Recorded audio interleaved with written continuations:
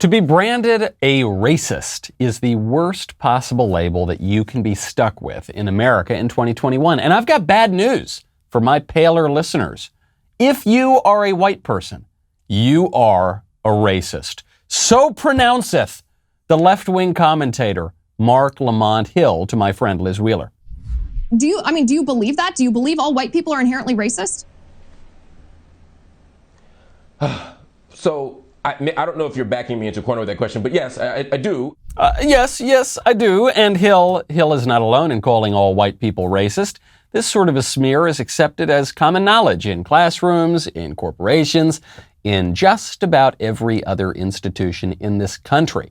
Meanwhile, a former DOJ official accidentally admits that the federal bureaucracy has a lot more power to spy on you than it has acknowledged, and uses that power. The FBI arrests LARPers with Lego sets, and still, the liberal establishment wants you to believe that the greatest threat to our country is coming from the right. I'm Michael Knowles. This is The Michael Knowles Show.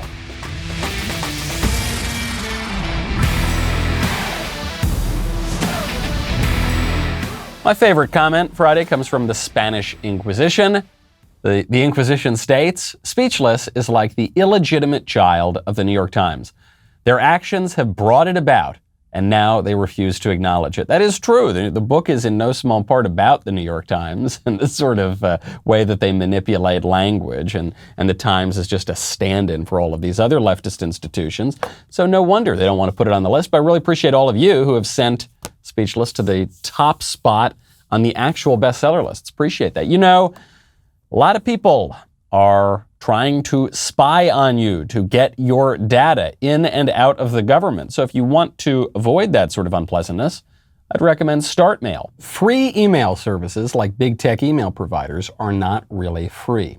You pay with your privacy. And since those companies have access to every email you send and receive, big tech can sell your data to the highest bidder, which is why I would strongly recommend StartMail to secure your email. StartMail keeps my email private. Every email is encrypted, even if the recipient doesn't use encryption, which means big tech cannot read or scan or analyze or sell my personal information ever. With StartMail, deleted means deleted. When you delete an email, it's gone forever.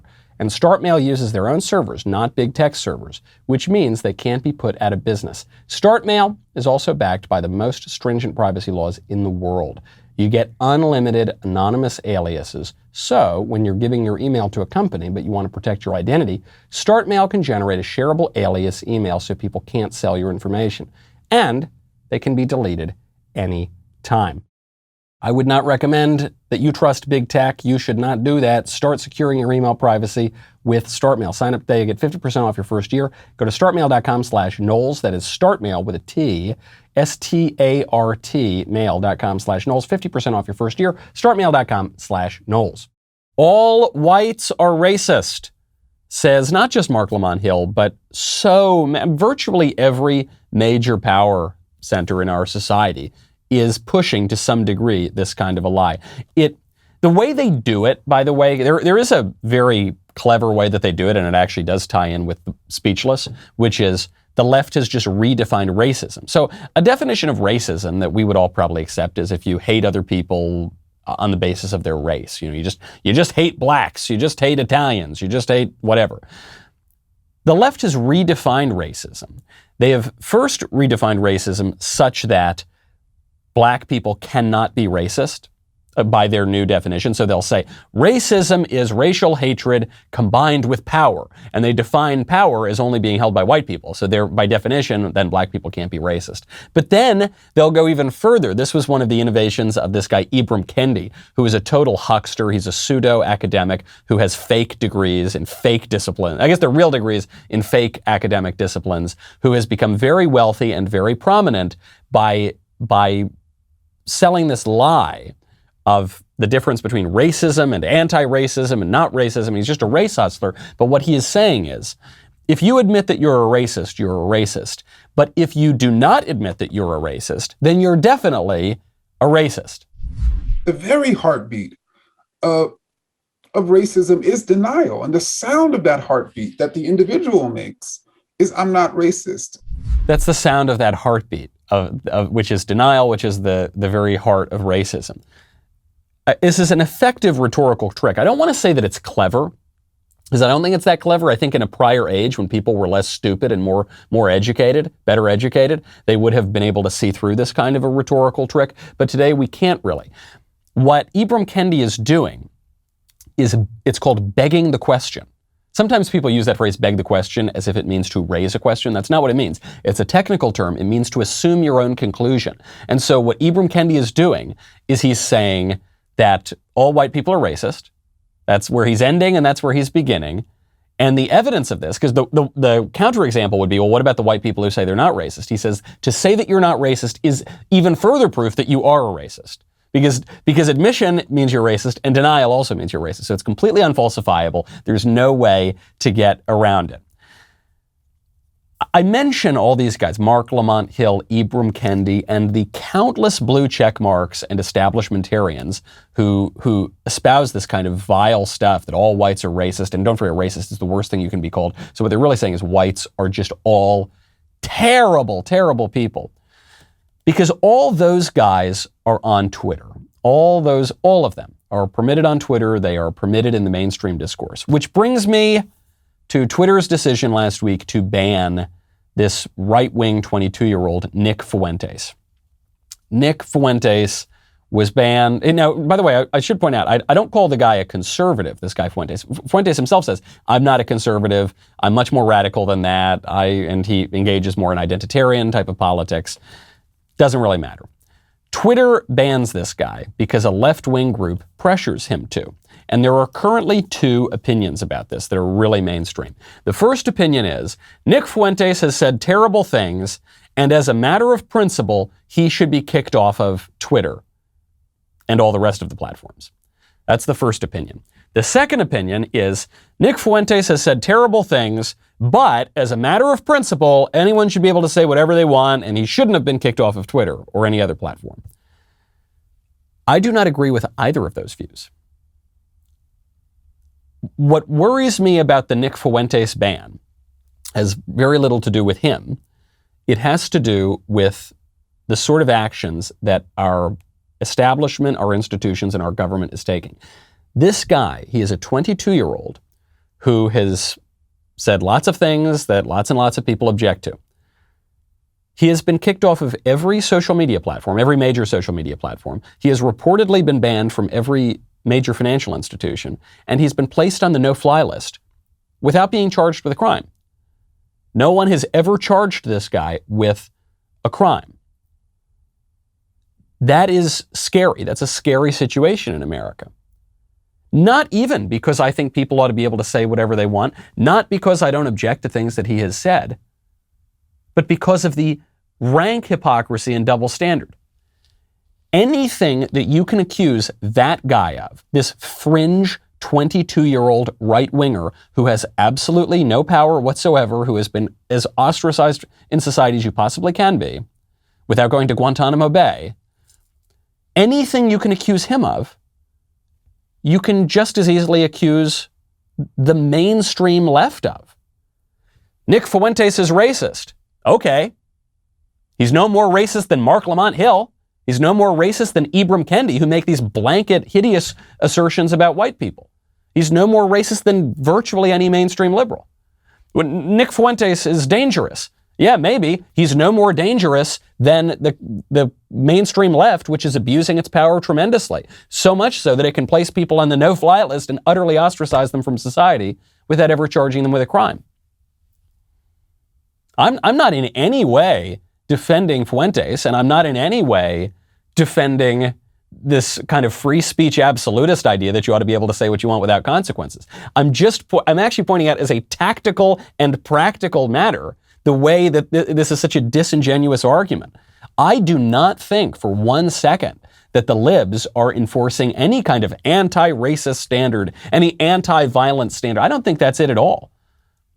I don't think that's it at all, because I think that they're perfectly fine when people on the left make hideous racial remarks, when people on the left not only threaten violence, but commit violence and defend violence, like the the sitting vice president of the United States, Kamala Harris, who used social media platforms to bail out violent rioters during the BLM riots. I don't think the left has a standard at all here. So that part of it goes away. And by the way, I don't think the left sees much of a distinction between people like Nick Fuentes and any other mainstream conservative. I don't think they make any distinction at all. This banning of this guy is not a matter of principle. It's a very cynical tactic. It's going to be used on the rest of us. And so my reaction to it is really not reacting as though it were a question of principle. It's a question of practical politics and tactics. What is this really, really about?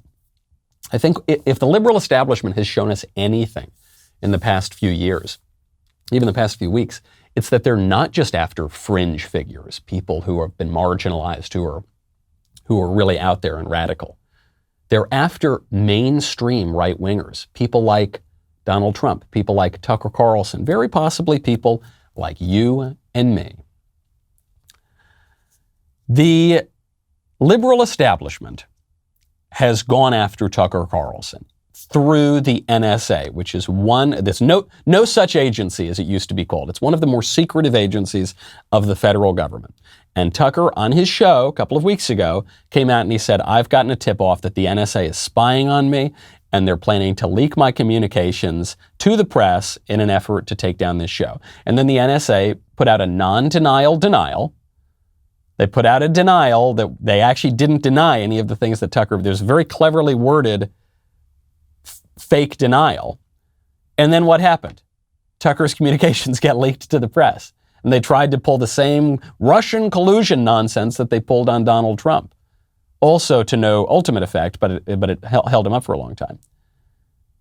Now, Andrew Weissman is a former lawyer with the Department of Justice. He worked on the Mueller witch hunt. He's pretty familiar with the way these sorts of operations go down. Andrew Weissman appeared on MSNBC, and I think he accidentally gave away a little glimpse into the kind of corruption that we're talking about at the federal government. Take a listen, see if you can find out where he gives it away. You know, if you think about what Tucker Carlson could have done here, is he could have followed the same route that the New York Times and other respected journalists did when they were incidentally overheard, and may have, in fact, been not incidentally had their call records obtained by the Department of Justice. They could have gone to the Attorney General, and Tucker Carlson could have joined them to say, you know, what I'm concerned about here is not that there was incidental collection when I am calling a foreigner, including, of course, if you try and reach out to Vladimir Putin, you can pretty much be sure that you're going to be at high risk of being intercepted. He could have said, look, there's a First Amendment issue here, and I want to make sure that there are safeguards at the Department of Justice. But he didn't take that route. He did, as you said, and as Frank pointed out, he wanted to use this really for his own purposes and to sow distrust, which is so anti-American. It's so anti-American to question the NSA. It's so anti-American to air some of the corruption that's going on in the federal government through a free press. That's so anti-American, is what the left believes now. The trick here, the unwitting admission, I think, comes down to this question. Why would Tucker Carlson go to the Department of Justice? Forget for a second that the Department of Justice has had a lot of scandals going back to Obama, going back to Loretta Lynch, who meets on the tarmac with Bill Clinton while Bill Clinton's wife is under investigation. Forget about some of the abuses during the Trump era when the DOJ was going after the duly elected president. Forget about that for a second. The NSA, the National Security Agency, has a foreign intelligence mission. The DOJ has a domestic law enforcement mission. Why does the DOJ just have ready access to all of the NSA records? Why are these two groups apparently synonymous? Why are they being conflated? Well, the reason for this, simple enough answer, is that the DOJ, or the DOJ National Security Division, has some crossover with the NSA, but it's not supposed to just have simple access. Like you can just go in, you log into a computer. Okay, well, let's see what's going on with all of these countless records that we've intercepted. The only reason they intercept the data, their argument for intercepting the data, is that it has to do with foreigners. The DOJ is going in, the Federal Domestic Law Enforcement Agency, going in, oh, there we go, there's Tucker. Under the process that Andrew Weissman is describing, apparently the DOJ just has totally unlimited access to whatever the NSA is capturing. Right? But I don't think, is that legal? I don't think that should be legal. Now the DOJ National Security Division, the DOJ NSD, is a relatively recent creation of the federal government. It was created in 2005 with the reauthorization of the Patriot Act. And it has access to the NSA data. Don't forget, the NSA just gathering tons and tons of data. And sometimes they'll say, well, occasionally you might be accidentally intercepted, but only if you're talking in some way to a foreigner. This is the same bogus excuse that they used for spying on the Trump campaign. So the DOJ, National Security Division, has access to the NSA data, and crucially, it is not subject to the DOJ Inspector General, so no oversight at all. Obviously, totally wide open for abuse. And then Andrew Weissman goes on the show and he says, come on, Tucker should have just trusted the government. Don't worry, the government that has virtually unlimited power to spy on any American citizen, that is obviously being used for domestic surveillance purposes of political dissidents, even very mainstream dissidents like Tucker Carlson. Yeah, just go to the DOJ. Just trust the DOJ. What could go wrong? What could go wrong? Some more evidence that our federal law enforcement has been rotted out from the core. FBI tweets out just this weekend that you should rat on your family if you think they're becoming politically extreme. Quote, family members and peers are often best positioned to witness signs of mobilization to violence. Help prevent homegrown violent extremism. Visit blah, blah, blah website to learn how to spot suspicious behaviors and report them to the FBI, hashtag national security. This is the sort of thing that you read about in dystopian novels. This is the sort of thing that you read about in communist China. And yet this sort of thing is not only going on in the United States, it's being encouraged by the most mainstream federal law enforcement agencies. Rat on your family. Rat on your family. If you think that your family, are they wearing too many MAGA hats?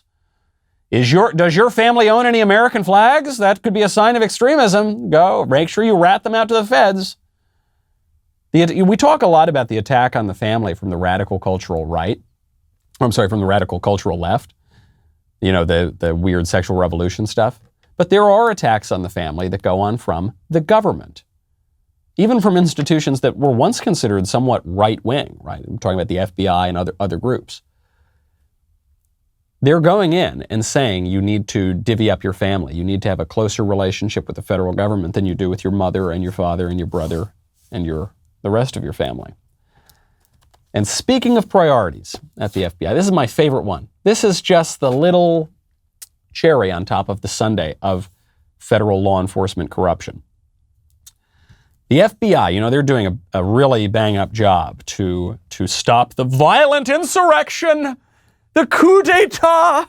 Oh my gosh, the Constitution hung in the balance in January of 2021 when some guy with horns danced on a desk at the Capitol, when that other smiling guy took Pelosi's lectern. It was nearly a revolution. Forget about the BLM riots where they burned down half the country, forget about that for like months and months at a time, burned down government buildings, forget about that. No, the horn guy. That was the coup d'etat. At the FBI doing a lot to try to throw these people in prison who trespassed at the Capitol. Meanwhile, law enforcement is letting a huge portion of the BLM rioters completely off the hook.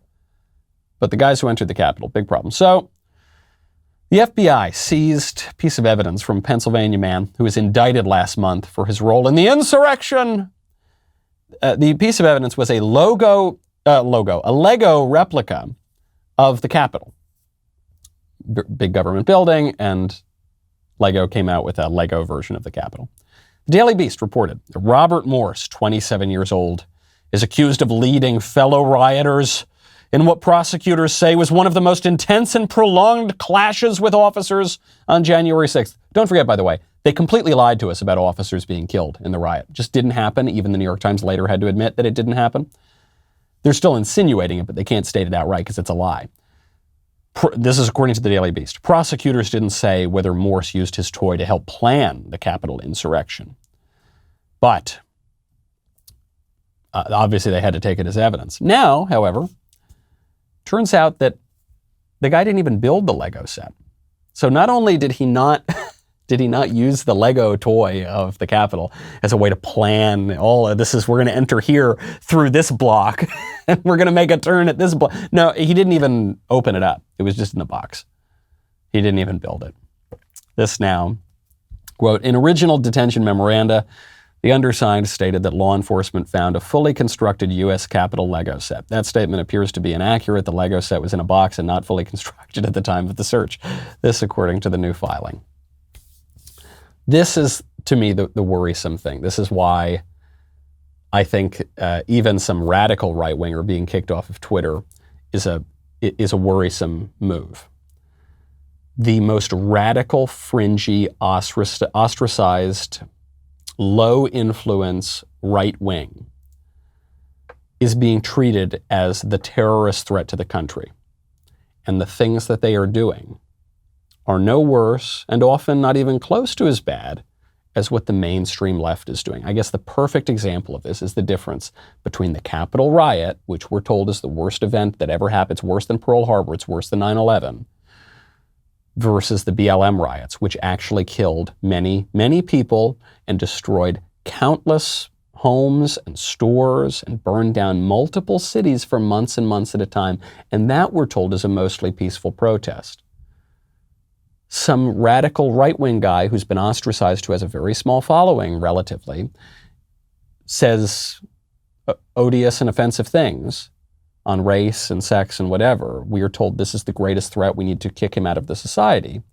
Mark Lamont Hill says things that are just as odious, if not more odious. He has a program. He has got a Twitter feed. Ibram Kendi is given awards, undeservedly so. That is the fear here. There is no standard. This is not, it's not even that it's hypocrisy. There's a meme going around. It's not even that it's hypocrisy. It's a hierarchy. The leftist agenda prioritized, any sort of conservative agenda ostracized, delegitimized, and censored.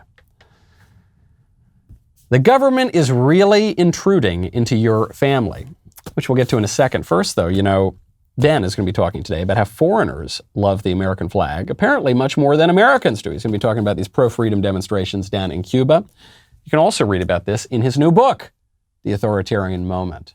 You can arm yourself with the knowledge you need to shut down America's tyrants, says Ben, in The Authoritarian Moment, which is now available for pre-order at Amazon, Barnes & Noble, or any other major bookseller. It's a great book to pre-order after you order Speechless, Controlling Words, Controlling Minds. It's also great because Ben named his book after my future campaign slogan, Knowles 2028, The Authoritarian Moment. So go check out his book today. We'll be right back with a lot more.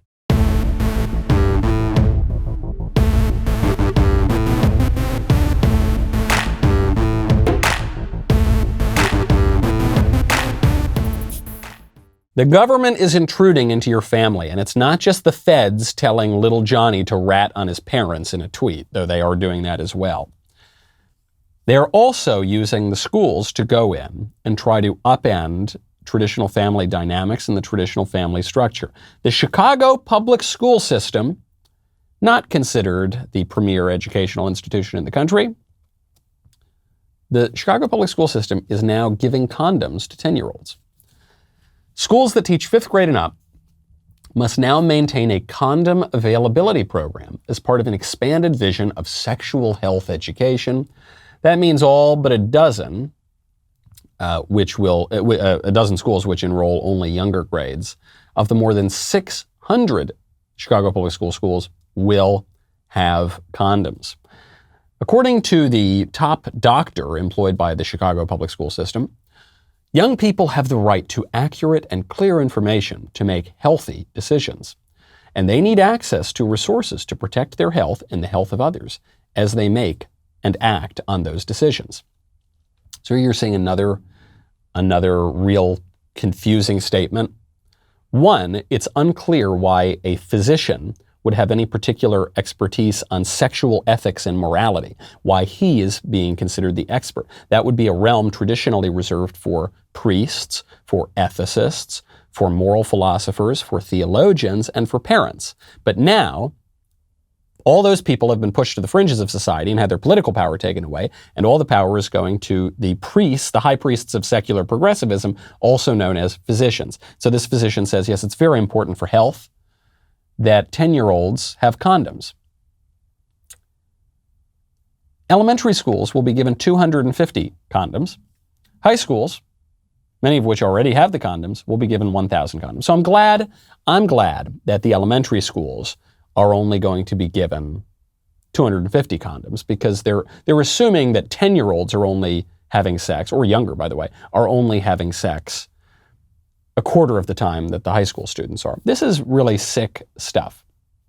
Now, one of the arguments here is that, if you give condoms out to these kids, that's not to encourage them to have sex. It won't encourage them to have sex. Now, of course it will. The way these things work is if you make things easier, you will get more of that thing. If you make certain behavior easier, you will get more of that behavior. The experts love this kind of stuff. The parents don't love this kind of stuff. And the glimmer of hope I have here is all these parents who have shown up to the school boards to protest critical race theory or radical gender theory. They're going out and they're saying, I don't care what you insane eggheads are thinking with your radical theories. We don't care. We don't care how preening and sneering you are. We are going to take back our kids' education. You are now seeing a move by some on the right to run school board candidates. The left has been very good at running school board candidates, local political races. The right has been very bad at that. But now you're seeing that change a little bit. So one hopes that we can keep this kind of thing up. Because if you are defending giving out taxpayer-funded condoms to 10-year-olds, something has seriously gone wrong with your political philosophy. And speaking of creepy sex stuff in kids, you know how much I hate to say I told you so. You know, I hate it. It pains me to say I told you so, but I have to do it a lot because I tell you so a lot. The right has warned that as you mainstream all this kind of creepy, weird sexual revolution stuff, you are going to get more and more deviant, more and more perverse behavior, and some of it's going to involve kids. And what did the left say? They said, oh, you're making that slippery slope argument again. Oh, come on, give me a break. And the problem with the slippery slope criticism here is that the right-wingers' objections have been proven correct 100% of the time. We are so far down the slippery slope now, you think you can't go any further, but actually, it turns out you can. A London library sparked a little bit of backlash, thankfully, after hiring recently an anti-racist carnival troupe with a performer who dressed up as a monkey in a rainbow monkey costume with a gigantic plastic phallus hanging between his legs for a children's reading event. The monkey had a giant plastic sex toy in the shape of a phallus hanging between his rainbow clothing that he swung around for children at a library. The Red Bridge Central Library in the United Kingdom hosted a performance from the Mandinga Arts Carnival Group, anti-racist, sexual revolutionary. Video footage on social media shows the guy with the giant, floppy, creepy mock genitalia. This is part of the Summer Reading Challenge in partnership with the World Wildlife Fund for a very special nature-themed challenge that will inspire you to stand up for the planet. So they said. I think it would be good in the United Kingdom and the United States, it's not long before this craziness comes here, I think it would be good to ban this sort of stuff, to not permit it, to limit the free marketplace of ideas, to exclude rainbow monkeys with sex toys between their legs dancing for kids. I think that would be good. I don't think that the Mandinga giant dancing rainbow monkey sex toy group is one of the, quote, blessings of liberty, as some erstwhile conservative commentators have suggested. I don't think this is what the Founding Fathers had in mind. I don't think that there is a First Amendment protection for flopping sex toys around for little children. I really like the idea of standards. And it worries me that people are pretending to get exercised about some radical right-wingers who have relatively small followings, who have relatively little influence in the country, and they make a big deal and they cut them off from all aspects of society, when this kind of stuff is not only permitted, but celebrated, encouraged, and subsidized by taxpayers. In this case, in the United Kingdom, but we've seen lots of similar things here in the United States, and there is all of the evidence pointing that it will only get worse. That's a big problem. That's, I think, something we should focus on. I was riding in an Uber yesterday. I sound like I'm starting a Thomas Friedman column at the New York Times. I was riding in an Uber in Beirut, and I was riding in an Uber in Nashville yesterday, and the driver wanted to put on NPR. And they're putting on NPR in that stupid program that I can't stand. Wait, Wait, Don't Tell Me. You know, all these sort of very pretentious shows on NPR that allow suburban people to feel like they're really intelligent. National Public Radio, which you and I pay for, by the way. National Public Radio comes on, and they have a little news blurb at the beginning of it, and they've got that very, very NPR kind of voice, and it's all very moderate and just very intelligent, very calm. And this is the way that the elite people listen and they talk. And we were told that CPAC, the Conservative Political Action Conference, took place yesterday in Texas, and the Republicans at CPAC focused more on their culture war obsessions that have come to define the Republican Party for the past several years. I'm Jane Smith at NPR. Now, here's your program. Wait, Wait, Don't Tell Me. And I said, well, hold on. That was very calm and sort of put me into a trance. And I know it's very moderate and very intelligent. But did you just say that Republicans are the ones pushing the culture war obsessions? You're telling me that the left in this country can go out, smear the majority of the country, white people, as racists, worst thing you can be called in America, can go out and teach 3-year-old boys that they're actually little girls, can permit grown adult men to go into the women's changing room, can radically redefine marriage, can kill 1 million babies a year through abortion, can bring transvestites, some of whom are convicted sex offenders, into public libraries to twerk for children. And we, conservatives, are the ones pushing the culture war. You can actually say that with a straight face on NPR, and I think a lot of people believe it. I think a lot. If I were politically not very aware, and I were just a suburban woman just trying to seem intelligent, just trying to be part of the mainstream, and I turned on, I would be very taken with the view of the world being pushed by NPR. But it is so insane. It is so radical. And it expresses the views of the liberal establishment that has all of the power in the country. I think that's where the threat really lies. Okay, I think the threat of the radical right-wing fringe extreme that has no power, I think that is a phantom menace. I think that is a distraction to lure you away from where the threats actually reside. Because, by the way, I think the majority of Americans support conservative points of view on a whole lot of issues. Definitely on all this creepy, weird sex stuff. Definitely on all the insane race stuff coming from the left. But on other issues as well. Think about immigration. The majority of Americans want to drastically reduce immigration. Majority of them, that includes Democrats, that includes independents. They want to drastically reduce immigration, according to a Harvard-Harris poll. Legal and illegal, dramatically. And yet the entire establishment, the Democrats and many Republicans, want effectively open borders. Isn't that weird? I thought this was a democratic republic. I thought that our representatives were supposed to represent the wishes of the people. And yet for decades and decades, they haven't.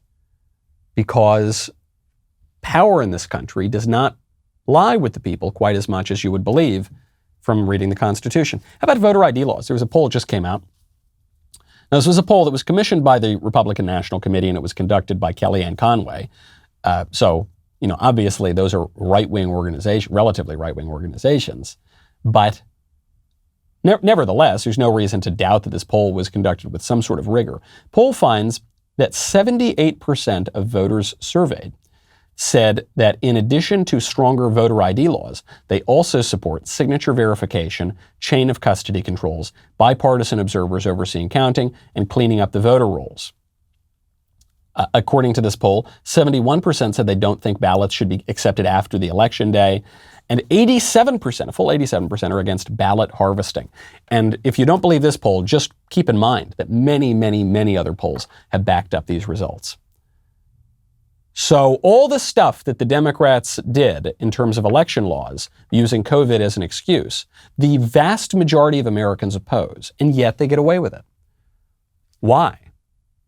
Because the broadly conservative views of the American people are not represented in our government.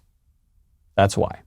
That's why. And we are told that those conservative views, the MAGA, the Trump supporters, the coup d'etat, the radical right, we are told that they are the grave threat to our country. Well, it looks like their views are pretty popular. It looks like actually your insane radical views on the left in the liberal establishment, those are very unpopular. Maybe that's why the establishment needs to clamp down so hard. Maybe that's why they let BLM off the hook, but the Horn guy and the guy who took Pelosi's electorate, and that's why they're going to rot in prison. How about on the border? How about on immigration? Only 1 in 4 Democrats agree with Joe Biden that there is no border crisis. This according to a poll from The Economist and YouGov. So this is more of a left-leaning group. Only 1 of every 4 registered Democrats agree with Biden that there is not a border crisis. 27%. 49% of registered Democrats say that the border represents a national crisis. 24% say they're not sure.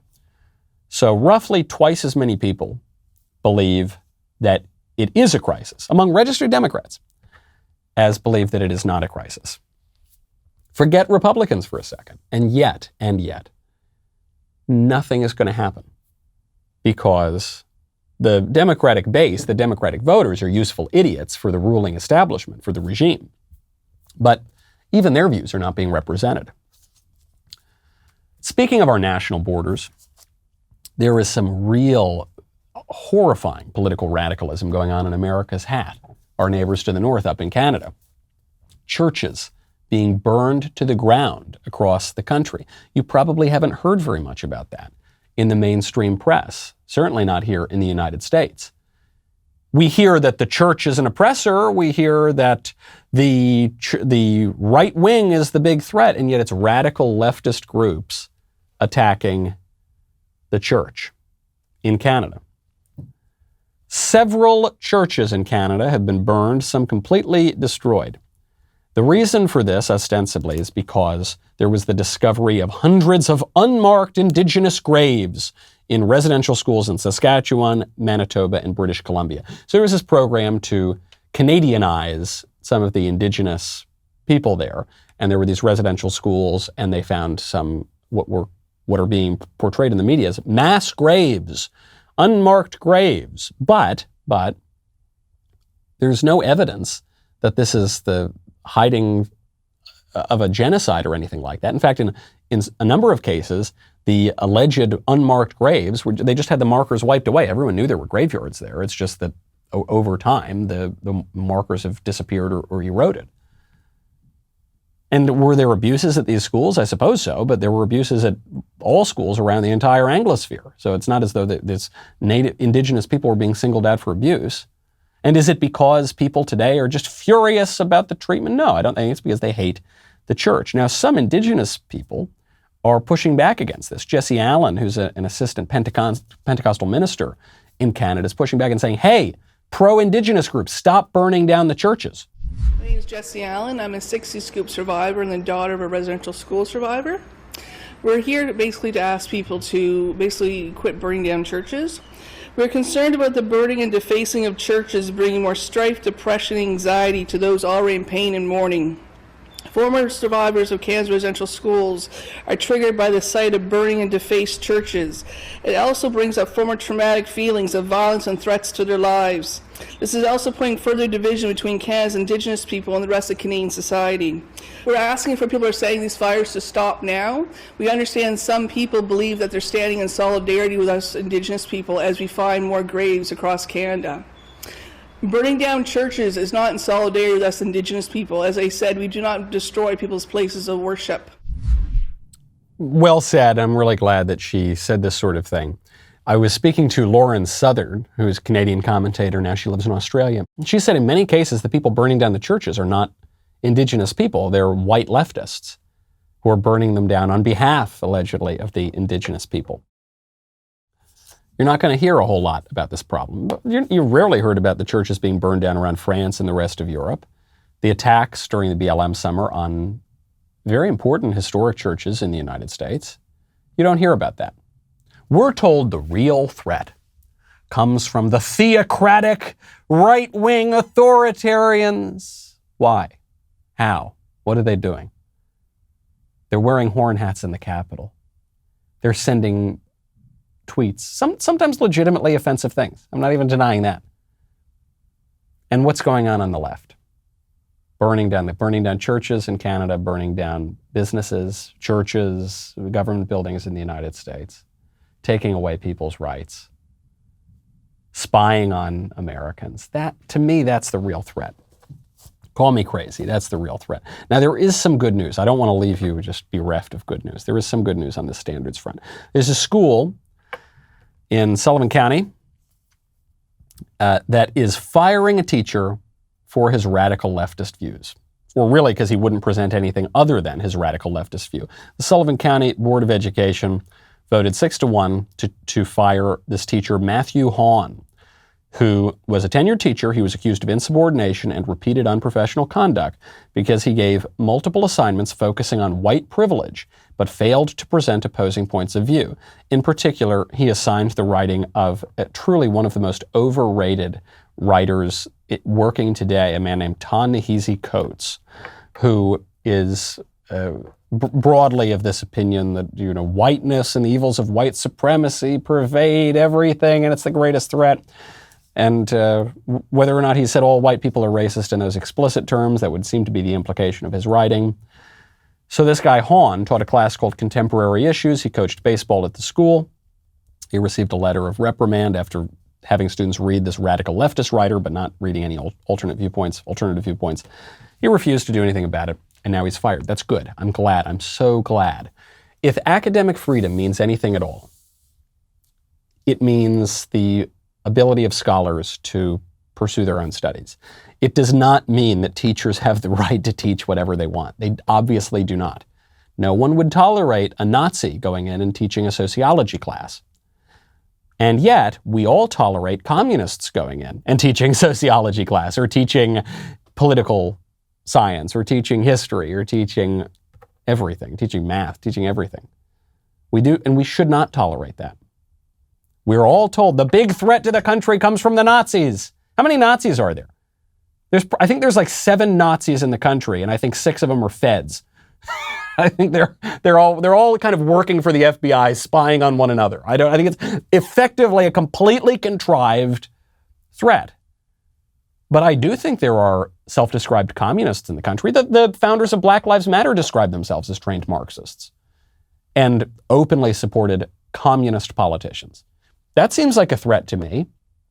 The anarchists who burned down a lot of the country, that seems like a real threat to me. And yet those guys get blue check marks, and those guys get to fly on airplanes, and those guys get to do whatever they want. Those guys get MacArthur Genius Grants, for goodness sakes. Those guys get awards and positions of power and influence. Maybe the right should consider exercising power as well. I'm really pleased to see that the school board has come out and said, no, sorry, teacher, you're out of here. This teacher's got to go. You're seeing this, we don't have time to get to it today, but you're seeing this especially on the public health front. The public health apparatus, which has been leading the charge at the political power grab for the past year. This public health front is keeping its power. There were some people who believed before the election that, day after the election, COVID's going to go away, Biden will solve it, they'll let us all go back to normal. And I thought that early on, but then I realized, a couple months before the election, I said, oh, wait a second. People don't give back power when they get it. This is probably going to go on for a long time. Now we're hearing about the Delta variant, the Lambda variant, this variant, that variant. And we are now being told that the Biden administration is going to send thugs door to door to get you vaccinated. We're being told by top medical advisors in the country, their hideous, perverse sort of vision of medical care, but they're coming out and saying they need to make life really hard for unvaccinated people. We'll get to that tomorrow. They're going to have to make it really hard for unvaccinated people because they've got the power and they're going to shut down the people without the power. And they're going to gaslight us into telling us that the people without any power whatsoever, they're the real threat to the country. I'm Michael Knowles. This is the Michael Knowles Show. I'll see you tomorrow.